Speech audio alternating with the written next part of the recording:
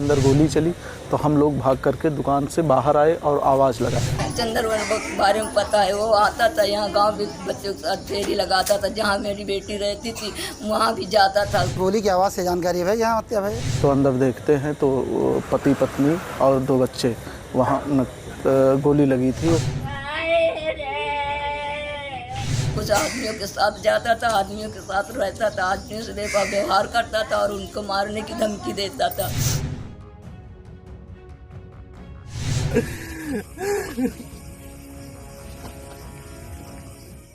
क्या कोई प्यार में इतना पागल हो सकता है कि वो किसी के पूरे परिवार को खत्म कर दे?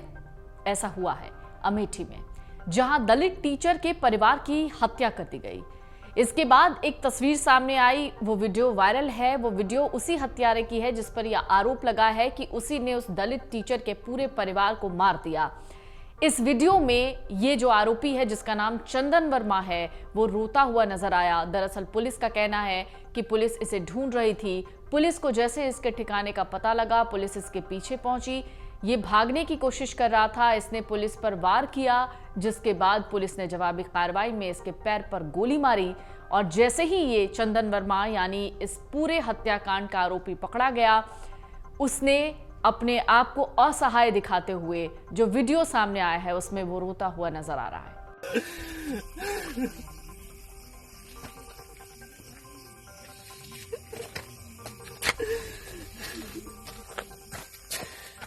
दरअसल जब हत्या हुई, उस हत्या के बाद लाश की तस्वीरें देखने के बाद हर व्यक्ति के दिमाग में एक ही बात कौंध रही थी कि क्या प्यार में कोई आशिक इतना अंधा हो जाएगा कि वो अपनी प्रेमिका के पूरे परिवार को कत्ल कर दे। महिला के प्रेम में बहके कदम ने शिक्षक के हंसते खेलते परिवार को खत्म कर दिया।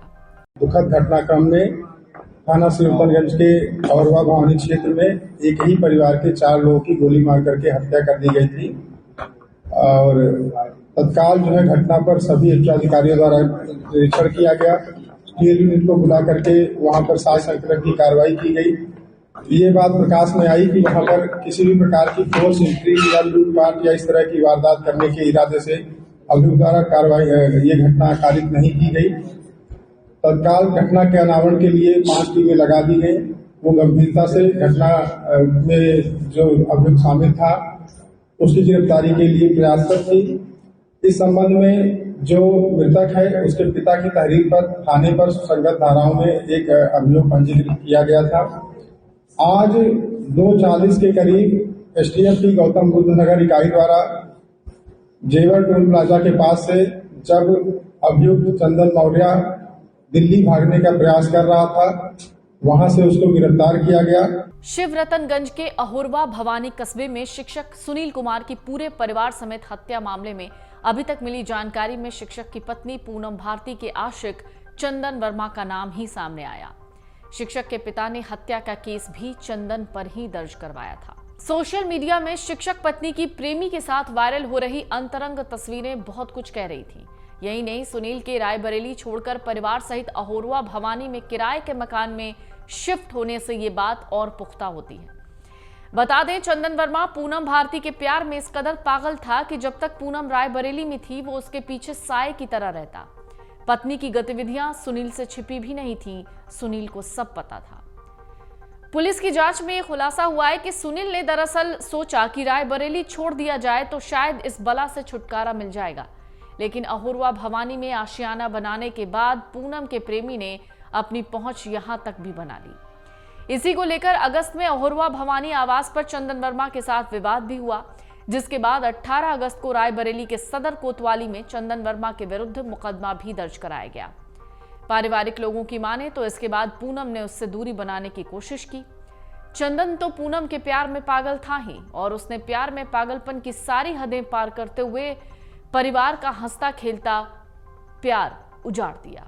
पत्नी के किसी और के साथ प्रेम प्रसंग के चलते सुनील अक्सर गुमसुम रहता था, अपने स्टाफ से भी कोई बात नहीं करता, क्योंकि 4 साल पनहौना विद्यालय में बिताने के बाद भी वो शिक्षकों के साथ घुल मिल नहीं पाया। 20 दिन पहले शिक्षक सुनील को धमकाया गया, जिसके बाद उसने डायल 112 पर फोन किया। इन्होंना की डायल 112 के आरक्षी मौके पर आकर थाने जाने की सलाह दे चुके थे। सूत्र बताते हैं शिक्षक सुनील ने थाने पर जाकर प्रार्थना पत्र दायर किया, लेकिन पुलिस ने मामले को गंभीरता से नहीं लिया। हालांकि शिवरतनगंज पुलिस शिक्षक द्वारा इस तरह की कोई शिकायत किए जाने से इनकार कर रही है।